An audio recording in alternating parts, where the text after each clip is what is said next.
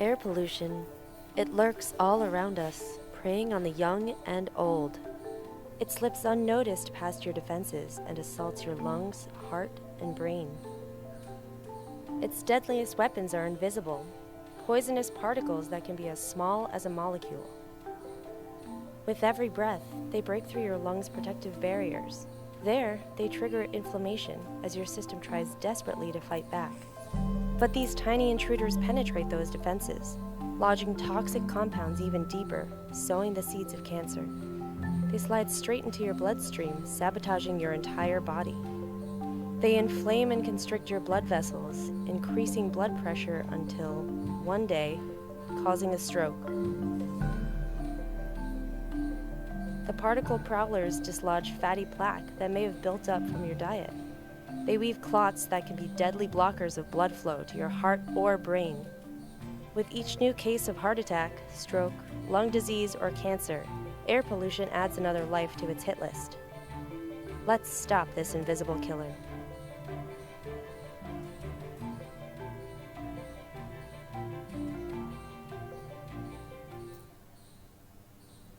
So after watching this, you will understand that we are going to talk about a very serious problem of the society, of the world, of especially particularly if we talk about India and most importantly our Delhi.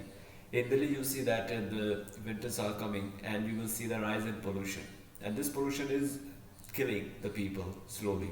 Okay, so this is the most important part of chapter 6 manufacturing industries, that pollution created by the industries are different type of, okay, and we have to fight these pollution so that we can have a better healthy future. तो most important part है chapter 6 का environment pollution या industrial pollution and environment degradation and measures to prevent these. सो ये हम यहाँ पर discuss करेंगे chapter 6 के लेक्चर 7 में. Okay, industrial pollution and its type. So you have seen about that there are different type of pollution in your surrounding, and these are the air pollution, water pollution, noise pollution, land pollution, thermal pollution. So these are the 5 type of pollution which are created by the industries. And first we talk about the air pollution. Okay, air pollution, you see that around your area. In our India, if you talk about 70% electricity is produced by coal. हमारे यहाँ पर 70% जो बिजली बनती है वो कोयले से बनती है और जो काफ़ी स्मोक क्रिएट करती है. इसके अलावा गाड़ियों का धुआं है. तो ये डिफरेंट जो स्मोकिंग फैक्टर्स है ये एयर पोल्यूशन क्रिएट करते हैं. Okay, smoke emitted by chemical and paper factories, brick kilns, refineries, smelting plant, and burning of fossil fuel in factories that ignore pollution norms. Airborne particulate material contain both solid and liquid particle like dust, spray, mist, and smoke. तो जो smoke emit किया जाता है chemical और paper factories से, ईंटों के भट्टे से, रिफाइनरीज होती है तेल की, या फिर स्मेल्टिंग प्लांट होते हैं आयरन स्मेल्टिंग या फिर एल्यूमिनियम स्मेल्टिंग होती है, बर्निंग ऑफ फॉसिल फ्यूल, कोयला, पेट्रोल, डीजल जलाया जाता है फैक्ट्रीज में. तो उसकी वजह से एयरबोर्न पार्टिकुलेट मटेरियल जिसे आप देखते हो 2.5 पीएम, 2.5 पीएम 10, तो ये जो पीएम आप देखते हो दिल्ली में पीएम 2.5 इतना है, पीएम 10 इतना है, तो ये पीएम क्या है? पार्टिकुलेट मैटर, यानी वो छोटे छोटे मैटर जो सांस के साथ आपके फेफड़ों के अंदर जाते हैं और फिर आपके डिफरेंट ऑर्गन्स को नुकसान पहुंचाते हैं. तो ये डिफरेंट फॉर्म्स में क्रिएट होते हैं, जैसे डस्ट, धूल है, स्प्रे है, मिस्ट है, धुंध, स्मोक जो आप देखते हो, एंड धुआं. सो इसके थ्रू ये सारा जो छोटा छोटा मैटर है ये आपकी बॉडी के अंदर जाता है और ये काफ़ी खतरनाक साबित होता है अगर ये लंबे टाइम तक चलता रहे तो. तो चाहे बच्चा हो या जवान हो या बुजुर्ग हो, सभी को एक समान नुकसान पहुंचाता है ये.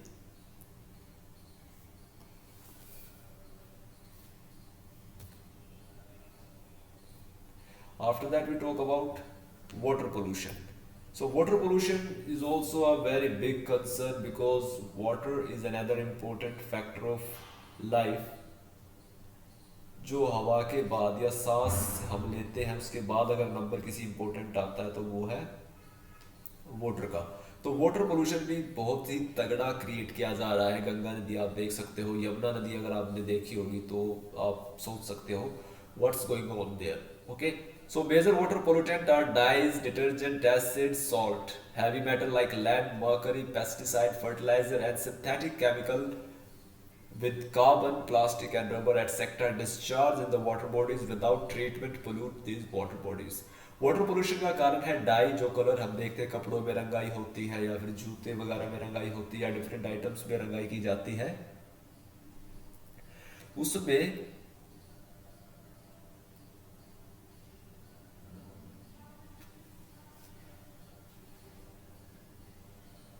डिटर्जेंट वगैरह जो बनाए जाते हैं, एसिड्स जो क्रिएट होता है, एसिड बनते हैं, salt, heavy metals, lead, mercury, ये पानी में मिल जाते हैं, पेस्टिसाइड जो खतरनाक केमिकल हैं, फर्टिलाइजर जो है सिंथेटिक केमिकल जो हम बनाते हैं, कार्बन, प्लास्टिक, रबड़, ये सारा मिलकर वाटर बॉडीज को काफी खतरनाक तरीके से पोल्यूट कर रहा है।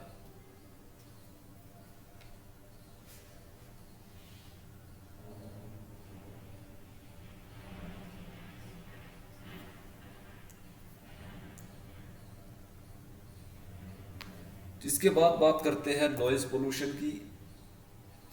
तो नॉइज पोल्यूशन में आप देख लो कि जो क्रिएट होता है फैक्ट्रीज के चलने से या बड़ी बड़ी जो वो होती है, वो यहाँ पर खतरनाक तरीके से हमारे जो दिमाग को, हमारे नर्वस सिस्टम को नुकसान पहुंचाता है।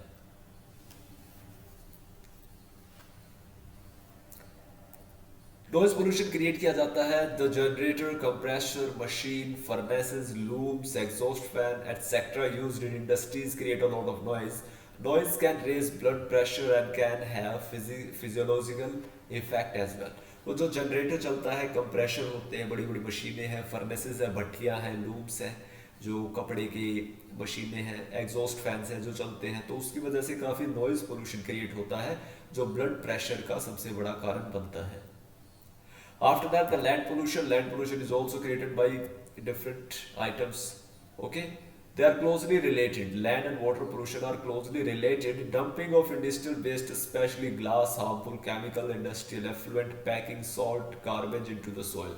तो जब मिट्टी में या जमीन पर फैक्ट्रीज की तरफ से जो उनका वेस्ट होता है, उनका कचरा जो होता है, वो फेंका जाता है, जिसमें प्लास्टिक भी है, डाइज भी है, केमिकल्स भी हैं, तो वो क्या करते हैं, जमीन की जो फर्टिलिटी है उसको फिनिश कर देते हैं, खत्म कर देते हैं। Thermal pollution. Thermal pollution is which created by coal, petrol, diesel. Okay, this is called thermal pollution. Thermal pollution waste from nuclear power plant, nuclear weapon production facility, coal, cancer and birth effect. तो ये जो pollution होता है, nuclear से जो wastage निकलता है वो भी काफी खतरनाक है, जो कैंसर और बर्थ डिफेक्ट जैसी प्रॉब्लम क्रिएट कर देता है। बच्चे जन्म से अंधे होते हैं या फिर बिना किसी एक पर्टिकुलर लिम्स अंग के होते हैं, या कोई उनके मानसिक रूप से उनमें कोई प्रॉब्लम फेस आती है। कैंसर के बहुत सी डिजीजेज हैं जो थर्मल पोल्यूशन की वजह से होती हैं। तो ये रीज़न है जिसकी वजह से इंडस्ट्रीज पोल्यूशन क्रिएट कर रही हैं। These 5 are for 5 marks. Okay, this is very important topic for board exam, so learn this. Okay, revise these again and again. So measure to control air pollution. This is the part of second of this, which question will arise about the environment degradation, and they will also ask about the measures to control air pollution. आपसे पूछा जाएगा कि कैसे industries environment का नुकसान पहुंचाती हैं और कैसे आप इसको रोक सकते हैं, कम कर सकते हैं। तो उसके लिए क्या करना होता है, particulate matter in the air can be reduced by fitting smoke stack to factories with fabric filter, electrostatic precipitator etcetera. Factory से निकलने वाले जो छोटे छोटे मैटर हैं, इनको हम कैसे रोक सकते हैं कि अगर इनके लिए आप कोई फिल्टर लगा दे, तो फिल्टर आते हैं, इलेक्ट्रोस्टैटिक फिल्टर आते हैं, प्रेसिपिटेटर्स आते हैं, जो सिर्फ साफ हवा को बाहर जाने देते हैं, और जो भी पर्टिकुलेट मैटर है, जो भी छोटे छोटे ये मैटर है, मटेरियल्स है, इनको वो रोक लेता है हवा में मिलने से। तो उसकी वजह से क्या होता है, फिर जो क्लीन एयर है वो जाती है। Equipment to control aerosol emission can be used in industries, etc. like electric precipitator, scrubber, inertial separator. इसके अलावा हम इक्विपमेंट खरीद सकते हैं, जैसे ये है इनर्शियल सेपरेटर। तो इनिशियल सेपरेटर जो है ये क्या करता है, ये भी अगेन वही अलग अलग कर देता है गुड और बैड को। तो उसकी वजह से भी जो पोल्यूशन है वो नहीं इतना फैल पाता हवा में।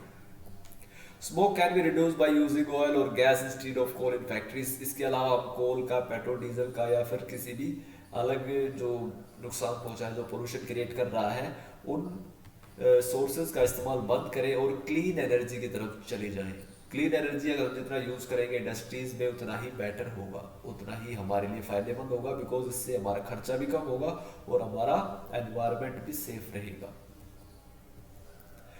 वाटर पोल्यूशन की बात करते हैं। सेकंड इंपॉर्टेंट फैक्टर है कि वाटर पोल्यूशन को आप कैसे कम कर सकते हैं। Minimize the use of water for processing by using and recycling. तो आप वाटर का इस्तेमाल कम से कम करें। जितनी भी फैक्ट्रीज है, जैसे मैंने बताया डाई फैक्ट्रीज में या फिर केमिकल फैक्ट्रीज में वाटर का इस्तेमाल किया जाता है, या मेटल इंडस्ट्रीज है वहाँ पर, तो वहाँ पर हम जो वाटर यूज़ किया जा रहा है उसको हम बार बार रिसाइकिल करके यूज़ करें, हर बार नया वाटर यूज़ ना करें। दूसरा, हार्वेस्टिंग ऑफ रेन वाटर। बारिश के पानी को स्टोर करें इंडस्ट्रीज, तो उससे भी वो ज़मीनी वाटर नहीं ले पाएगी और उससे क्या होगा, पानी की बचत होगी और पानी का नुकसान भी नहीं होगा।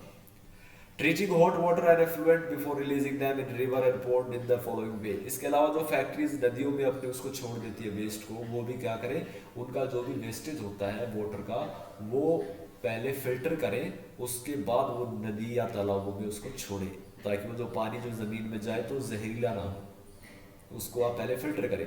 फिल्टर करने के तरीके 3 मार्क्स में आते हैं, जिसमें पहला है प्राइमरी ट्रीटमेंट। प्राइमरी ट्रीटमेंट में होता है कि आप स्क्रीनिंग करें, मैकेनिकल प्रोसेस के थ्रू ग्राइंडिंग करें, फ्लोक्युएशन करें, सेडिमेंटेशन करें। इसके थ्रू आप क्या करते हो, जो भी मोटा कचरा है वो नीचे बैठ जाता है और ऊपर जो पानी रहता है उसको हम फिर खींच लेते हैं।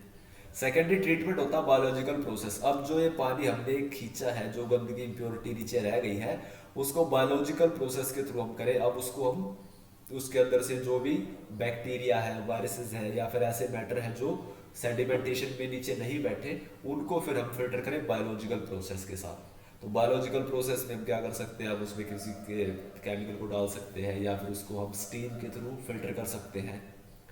तीसरा ट्रीटमेंट है tertiary treatment bye biological, chemical and physical process. फिर हम तीनों के थ्रू इसको करते हैं, बायोलॉजिकल, फिर केमिकल और फिजिकल प्रोसेस के थ्रू आप इसको करते हैं। और इसके अंदर शामिल होता है रिसाइकलिंग ऑफ वाटर, पानी को दोबारा यूज करने लायक बनाना। तो this is the tertiary treatment, जिसमें वाटर आपके पास अवेलेबल होता है अगेन। तो सिंगापुर जैसे सिटी में अगर आप जाओगे तो वो 90% वाटर को रिसाइकिल कर लेते हैं, सिर्फ 10% वाटर वो पीने के लिए अपना ग्राउंड वाटर का यूज करते हैं, नहीं तो नहाने, कपड़े धोने, सारे अपने डेली कामों के लिए उनका वाटर जो होता है वो रिसाइकिल होकर आता रहता है हमेशा। तो this is most important factor that we need to stop water pollution because water is very important. Proactive approach adopted by National Thermal Power Corporation for preserving the natural environment and resources. इसके अलावा NTPC भी बहुत अच्छा काम कर रहा है यहाँ पर। तो NTPC है national thermal power corporation limited, जो क्या कर रहा है यहाँ पर, optimum utilization and upgradation of equipment by adopting latest techniques. नई नई टेक्निक्स का यूज किया जा रहा है ताकि हम रिसोर्सेज का ज़्यादा से ज़्यादा यूज करें और कम से कम वेस्टेज बाहर निकालें। तो अगर आप देखोगे पहले की जो गाड़ियाँ थी वो 1 लीटर में 10-5 किलोमीटर की एवरेज देती थी, और अब की गाड़ियाँ जो आप देखोगे तो 20-25 ऐसी किलोमीटर एवरेज दे रही है। Minimize waste generation by maximizing ash utilization. इसके अलावा वेस्ट जनरेशन, जो आपने वेस्ट क्रिएट किया है, जो आपने कचरा निकाला है, उस कचरे को भी इस्तेमाल करें। जैसे कोयले से निकलने वाली जो भी राख है वो सीमेंट वगैरह में मिलाई जाती है, तो उसका यूज हो जाता है। Providing green belt for nurturing ecological balance. इसके अलावा ग्रीन बेल्ट आप लगाएं, आप पेड़ों की पूरी लाइनें लगा दें जिसकी वजह से बैलेंस बना रहे। इंडस्ट्रीज में 70% ग्रीनरी हो, 30% पे इंडस्ट्री लगी हो, ऐसा सिस्टम होना चाहिए। Reducing environmental pollution through ash pond management, ash water recycling system and liquid waste management। इसके अलावा environment pollution को आप क्रिएट करें कि ash pond management, यानी ash जो आपकी इकट्ठी हुई है उसको आप यूज करें। ash water जो पानी में ash मिली है, जो पानी गंदा हो चुका है, उसको रिसाइकिल करें। और liquid waste, जो आपका liquid waste है, उसको भी आप प्रॉपर ट्रीट कर कर ही बाहर निकालें या उसको फेंकें। Ecological monitoring review online database management for all its power station. और इसके अलावा एनटीपीसी ने क्या किया है, यहाँ पर मॉनिटरिंग की जाती है, time to time online data prepare किया जाता है जो भी इसके पावर स्टेशन है कि कहाँ से कितना वेस्ट मटेरियल निकल रहा है, कहाँ से कितना पोल्यूशन क्रिएट हो रहा है, कहाँ पे कितना हम कंट्रोल कर सकते हैं। तो ये एनटीपीसी की पहल है जो एनवायरनमेंट प्रोटेक्शन के लिए इसने की है, जो काफ़ी काबिल तारीफ है। So this is the end of lecture 5. I think this is a very important topic for your daily life, for your normal life. Okay, not only for your board exam or for your class 10. This is also important for your daily life. Okay, if you wanna live in a healthy society, you have to think about it. Okay, and by your side, whatever you can do, you should do. आप जो भी कर सकते हैं अपने environment को बचाने के लिए आप इसके लिए करें। सिर्फ पढ़ने के लिए इसको ना पढ़ें, यह आपके जीवन का बहुत इम्पोर्टेंट पार्ट होना चाहिए कि आप पोल्यूशन को, इन्वायरमेंट डिग्रेडेशन को अपनी तरफ से जितना हो सके इसको रोकें।